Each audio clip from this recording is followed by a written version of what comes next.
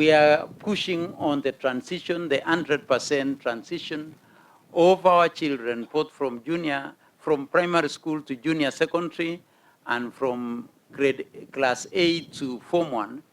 And I know the team in Central Kenya has been doing very well.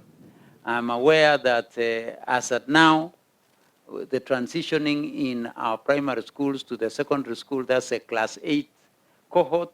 We are doing at 98% in the central region and 92% on the junior secondary in this region. We want to make sure that we attain 100%.